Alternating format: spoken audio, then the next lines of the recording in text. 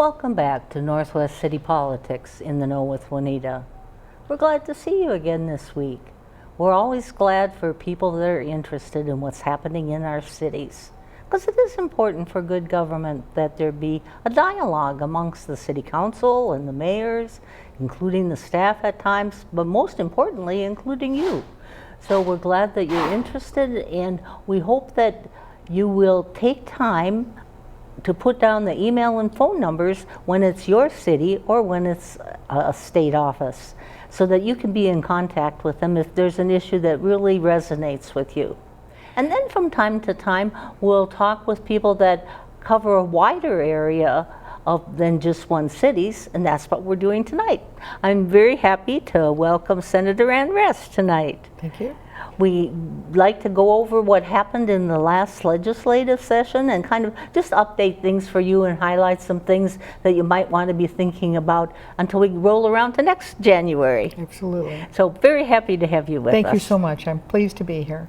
And you'll know from being here before that I'll let you introduce yourself out to our wider audience. Give them a little information about yourself. Well, I am the state senator for District 45, and that includes all of Crystal, all of New Hope, all of Robbinsdale, the north half of Golden Valley, and the northeast corner of Plymouth. So all in all, 5 cities. Right. But I like to think that I can be called upon by the residents of all 5 cities, even those that I only represent a portion of, to deal with issues that are important to them. And then I asked you to think about, because you've been in the legislature a long time, but what are some things along the way that have kind of surprised you?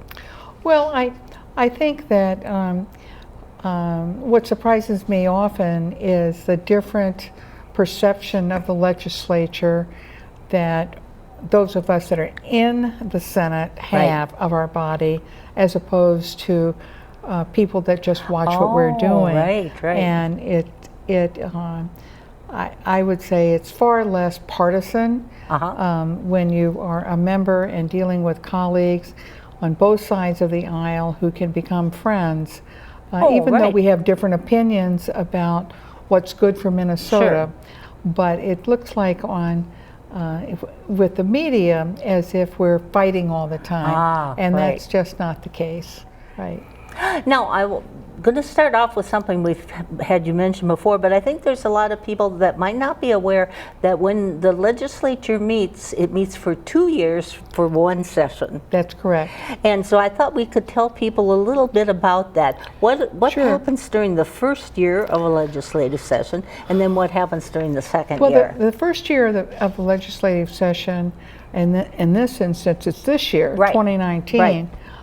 We are called upon constitutionally to propose a budget, and if all things go the way they should, we pass the budget. But we need to have a budget in place by July 1 for the next biennium in order to move Minnesota forward.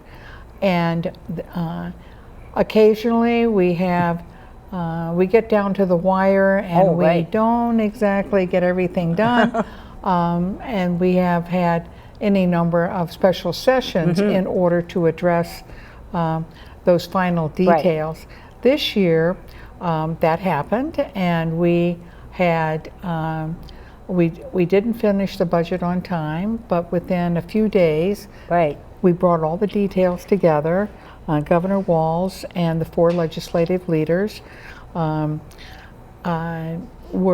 in agreement and could recommend to their caucuses. Of course, we all have a vote, not just the leaders.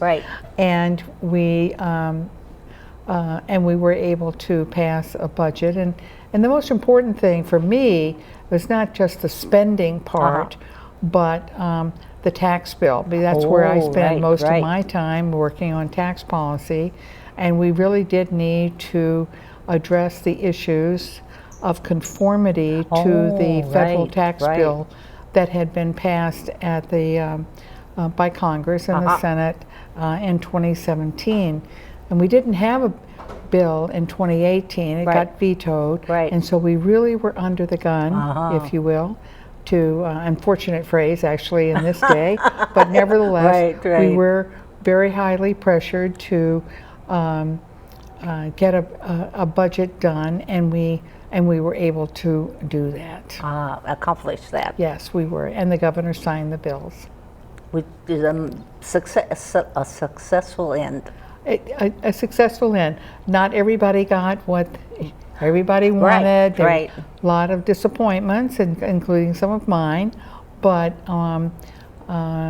in terms of Minnesota government going forward, we were able to accomplish that. And that's a change from a few years past, right? Big well, change. sometimes we haven't been able to get a budget bill done, and those are in the odd years. In the even years, we don't have nearly the pressure because we've already passed the budget bill.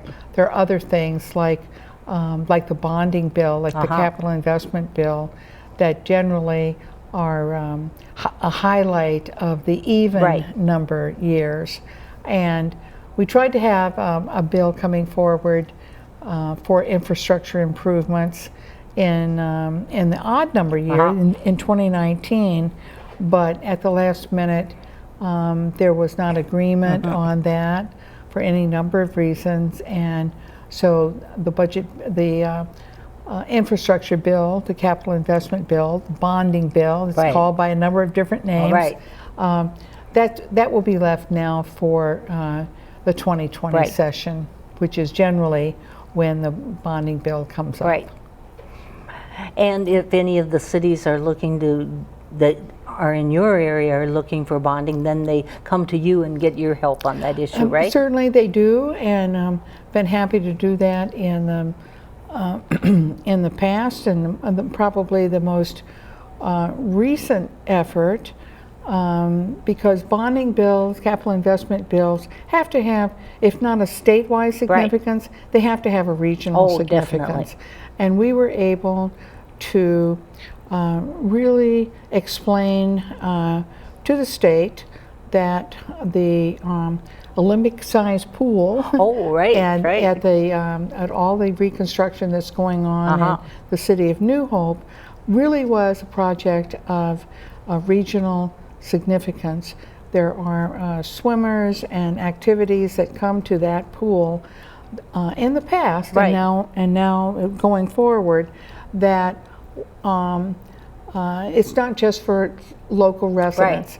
So to ask the state to fund a local bill is really a stretch. But when you can demonstrate that a project has regional significance, and the swimmers that would come to the meets at the New Hope pool, if we built an Olympic-sized pool, which we then did, means that those young people will go on to the Olympic trials in Indianapolis, and they come from all over the state. Not just my neighbors or your neighbors. Okay, it's not just a recreational.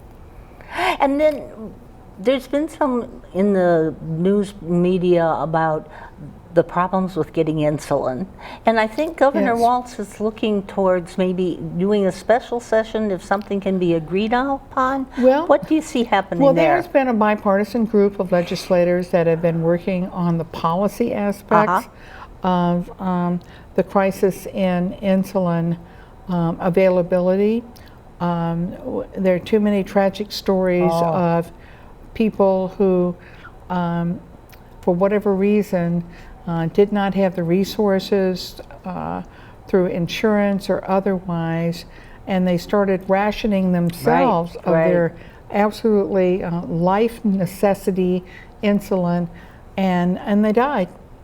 And those were very tragic stories that we heard, and but we did not pass a bill in the 2019 legislature that gave relief from those very high costs. So a bipartisan group got together, led by Senator Matt Little, Lakeville, and have been working on the policy aspects of it. They have not yet agreed on a funding source, but there's a lot of pressure on the pharmaceutical companies now to recognize that the cost of insulin are not realistic. The insulin is not a new drug. No. It has been in place for decades, so the notion of recovering research costs is not an argument for the high prices. And we have recently heard of like one provider that is going to put a cap on the cost of insulin each month at a very, very reasonable cost, that those diabetics who are insulin dependent will be able to afford without having to make difficult choices between rent and food and other medical costs in order to pay for and get their insulin. So we really do need the private sector to belly up to the bar and understand that their role in providing insulin at a reasonable cost, once again, because there's no recovery research costs, at least as I understand it anymore, that we can keep people healthy and living long lives, even though they are diabetic and they are insulin dependent. So I'm hoping that we can accomplish things without a special session.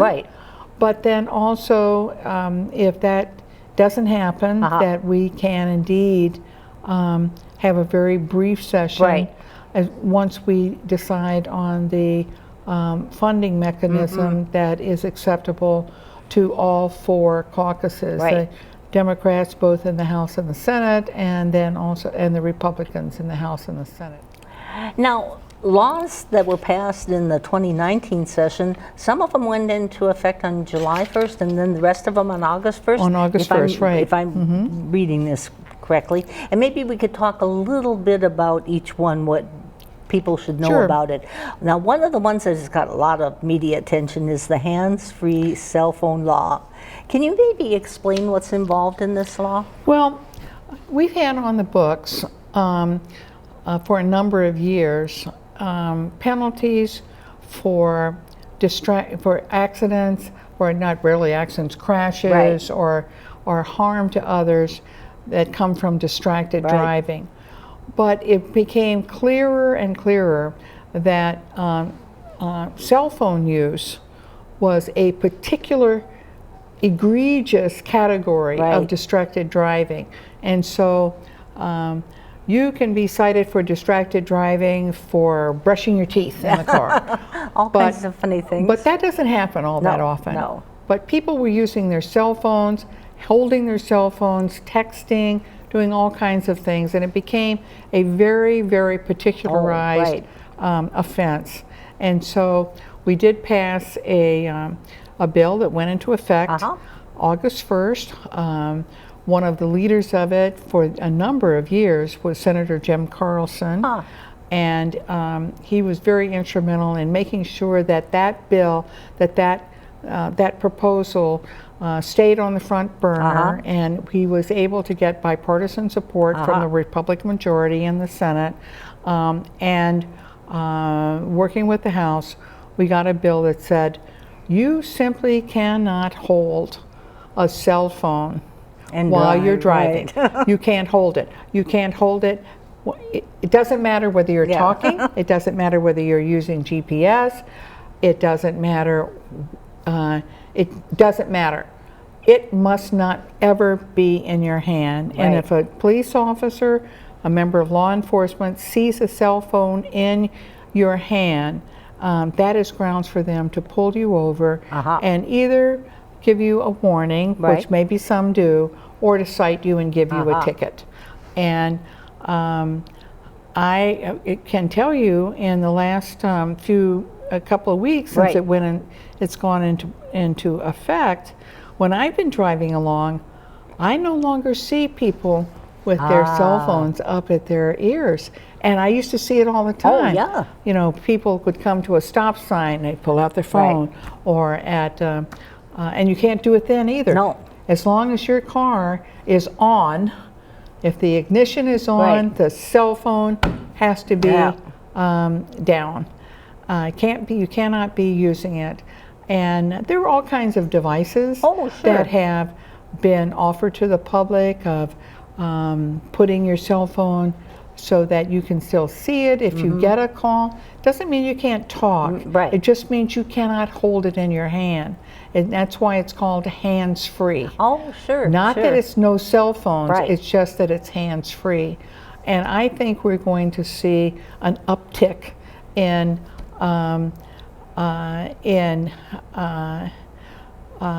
prevention of really fairly serious Right. accidents and crashes that have occurred because people were on their cell phones Right. looking away from the road, and they run into people and they kill them. Oh, yeah. And happens. that is, we need to do any number of things to keep our roads safe, but having a hands-free cell phone law, I think, is a major step forward. Yeah, I think a good change for Minnesota, and I think other states where they've done. There are at least a half a dozen Right. other states that have similar laws. I think Minnesota's will become a model, however. I'm really proud of what we did. And then, what are a few of the other laws that recently went into effect? Well, we have had one that I think is pretty interesting is the notion of what we call wage theft by right. employers. And we have had a lot of testimony in the legislature about from employees who work and then their employers don't pay them. And now if an employer doesn't pay wages that someone has earned, it's a felony. It's not just, I'm sorry, but I'm not going to pay you. Right. It is it's an actual crime.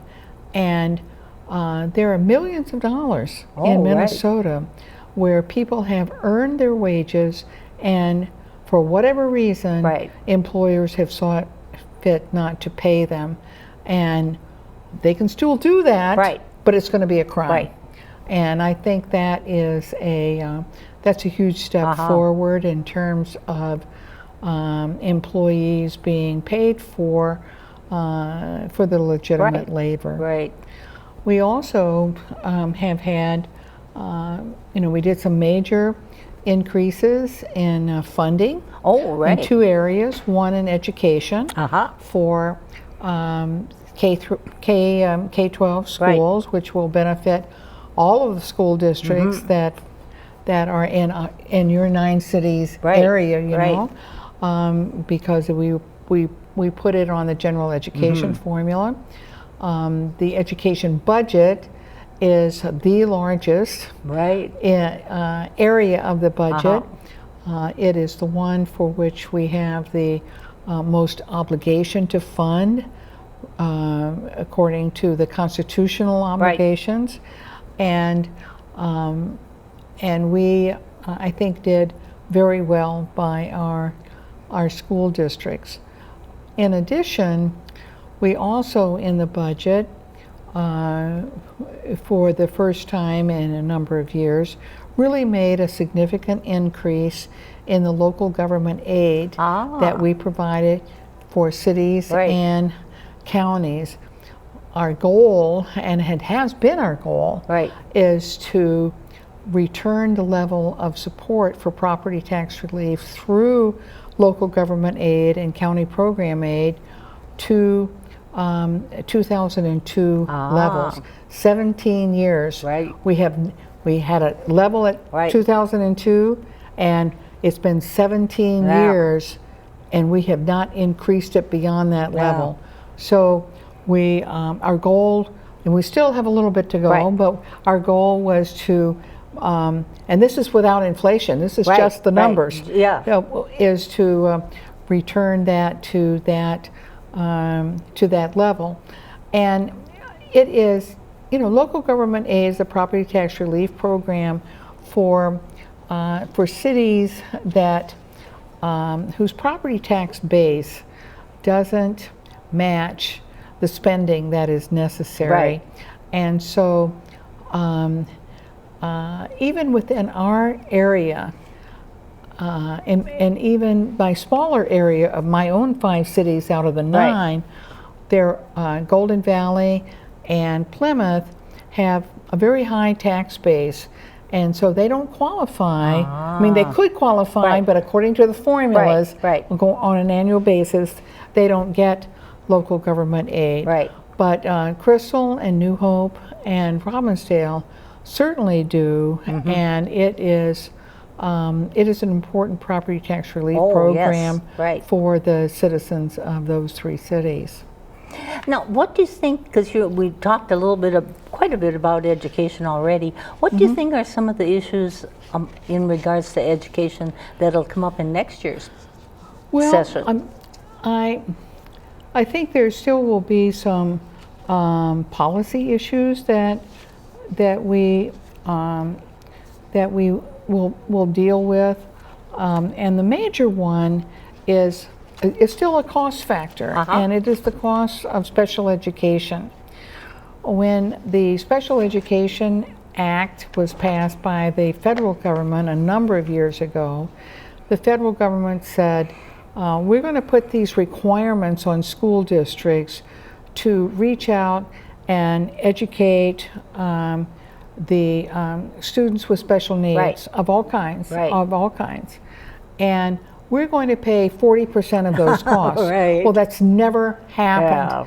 And so there still is a mandate to provide those services, but neither the federal government nor state government have been able to provide them through special education levies.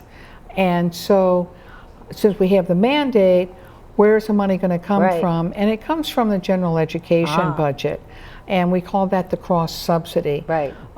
We educate, we provide services for kids with special needs, but it also takes away from the general education budget. And we've tried to lessen that cross subsidy over the years, and we also tried to address it this year as well. All of us benefit when all of our children receive the education that they need, but it would be great if we had those special education dollars. Okay, now a completely different area is the area of legalizing marijuana. Some states have, some states haven't. There's discussion. What's happening in the Minnesota legislature? I have signed on to the bill in the Senate, authored by Senator Franzen, Edina, to start a discussion on whether Minnesota wants to go in the direction of legalizing, regulating, and taxing recreational marijuana or cannabis, which is what probably is a more technical term for it. I mean, when I was growing up, people called it pot. But whatever, everybody knows what we mean. And Minnesota has made great strides with being very careful about the introduction of medical marijuana into our healthcare system. It's still illegal federally, but it has brought, I think, a lot of relief to chronic pain sufferers and to any number of chronic conditions. And we have now seen across the country other states that have introduced and passed what is called recreational marijuana, where it's not taken for a medicinal reason. It's taken just because it is, it's pleasure giving. Right. And I think we need to be, we need to be very careful about it. We don't want to just go willy-nilly into it. However, we also need to be concerned about the black market and whether legalizing and regulating and taxing marijuana is, cannabis is sets a standard that does not increase or encourage the black market. Yeah. The experience of other states is very mixed. Right. It's very mixed. Oh yeah, all over the place. I think Senator Franzen's bill that starts that discussion has lots and lots of restrictions, so that we are very, very careful about quality and not doing things that would encourage the black market. Right. But also making sure that the quality of the product that would be offered to Minnesota residents, again, age 21 or over, that is that we don't get so far behind in what is going on in other states that we regret it. Right. And I think we need to keep that conversation going. Right. And I was happy to be on that bill in order to do that. It did get a hearing in the Senate, but it was defeated. And it had bipartisan authors. Senator Jensen, a Republican, was an author on it. He's a doctor. And he supported it because he wanted to keep the conversation going. And I understand that the House Minnesota House may actually take some action on it. I doubt that that's going to happen in the Senate. Right. But I also think that if the House takes action, it means that the Senate can be poised to have a more serious conversation about it. And so it's kind of in the beginning stages. It's in the beginning stages, and we, just like we were very careful with medical marijuana, and we have one of the strictest laws in the country, most protective laws. I think, at least as I understand it, I'm told, I'm not an expert at it, but I think that we need to have that same kind of level of attention and skepticism, quite frankly, as well, but understanding that recreational cannabis is an activity whose day is coming. Yeah. Well, I want to thank you so much thank you, for Juanita. sharing all your I've knowledge. enjoyed this conversation so much. Thank you. And we're glad that you've been with us, and join us again next week. Bye.